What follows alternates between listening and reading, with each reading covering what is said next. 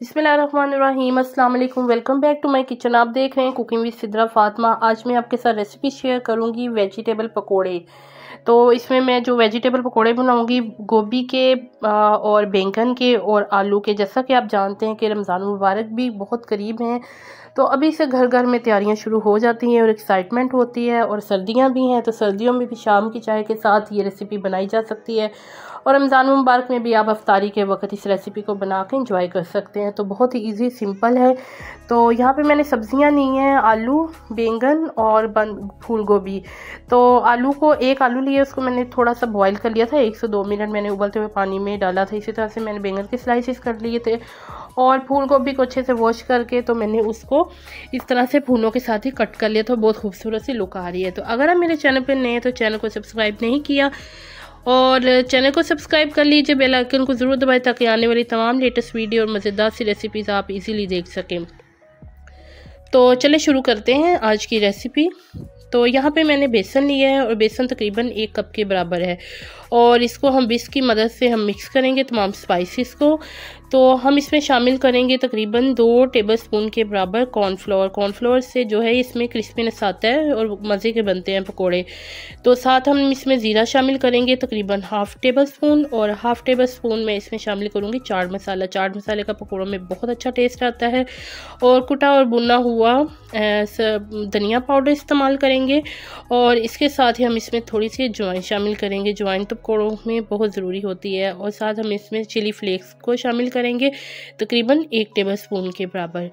और जनाब इसमें हम नमक शामिल करेंगे हस्बे ज़ायका और साथ इसमें मैं थोड़ा सा बेकिंग पाउडर इस्तेमाल करूँगी। इससे जो है पकोड़े सॉफ्ट और क्रिस्पी बनते हैं ज़बरदस्त से।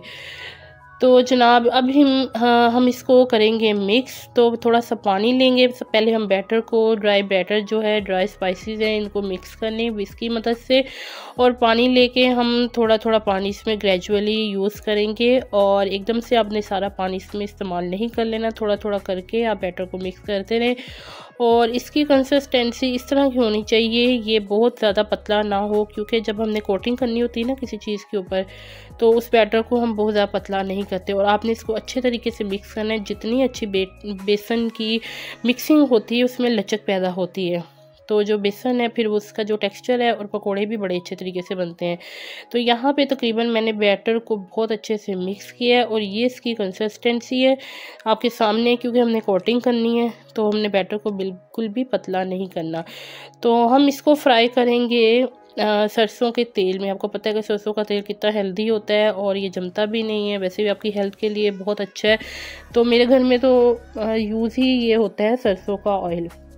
तो कोशिश करें इसी में बनाएं और भरपूर जायका और इसकी अफादियत से फ़ायदा उठाएं। तो सबसे पहले जो हम पकोड़े बनाएंगे वो हम बनाएंगे गोभी के। तो मैंने गोभी के जो फूल काट के रखे हुए थे वो मैं इसमें शामिल कर दूंगी बेसन में और अच्छे तरीके से चम्मच की मदद से इसके ऊपर कोटिंग करूंगी बेसन की, ताकि अच्छे तरीके से इसके ऊपर कोटिंग हो।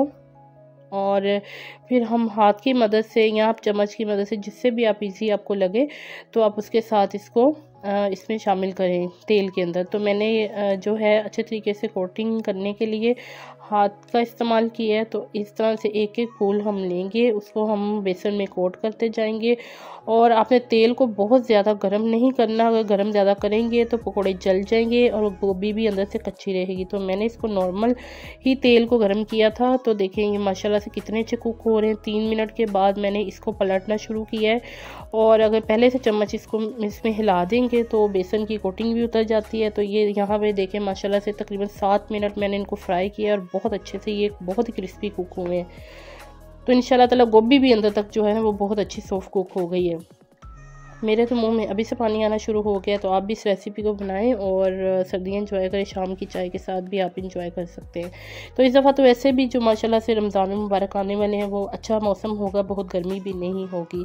तो यहाँ पे अब मैं दूसरी वाली कोटिंग करूँगी। बैंगन लिए हैं, बैंगन को भी मैंने उसी तरह से अच्छे सी कोटिंग करूँगी इसके ऊपर बेसन की और हम इसको तेल में शामिल करते जाएंगे और फ्राई करेंगे। और बैंगन को हम तकरीबन 5 से 6 मिनट ही फ्राई करेंगे। यहाँ पे हम अच्छी सी कोटिंग करके तो तेल में शामिल करते जा रहे हैं। अब मैं इसको पलट दूंगी ताकि दोनों साइडें वो अच्छी सी कुक हो जाए।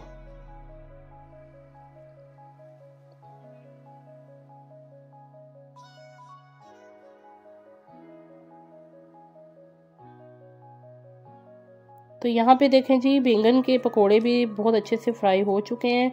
तो अब इसको हम निकालेंगे तेल से बाहर। ये भी बहुत माशाल्लाह से क्रिस्पी हैं, ज़बरदस्त। और अब हम करेंगे, आलू की बारी आ गई है, तो आलू को हम डाल दिया है मैंने इसमें बेसन के मिक्सचर में।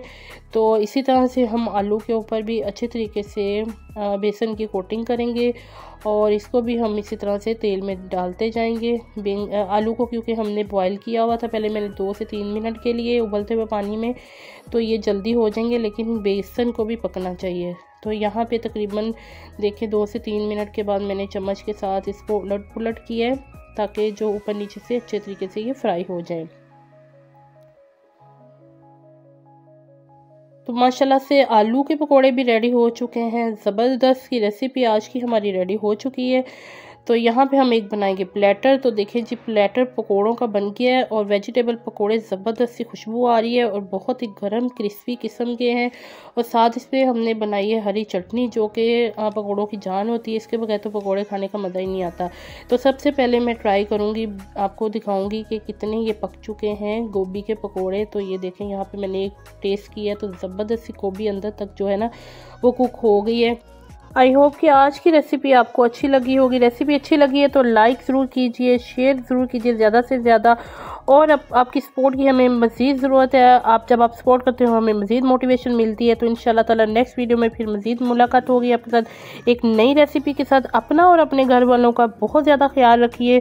स्टे ट्यून्ड, खुश रहिए। अल्लाह हाफिज़।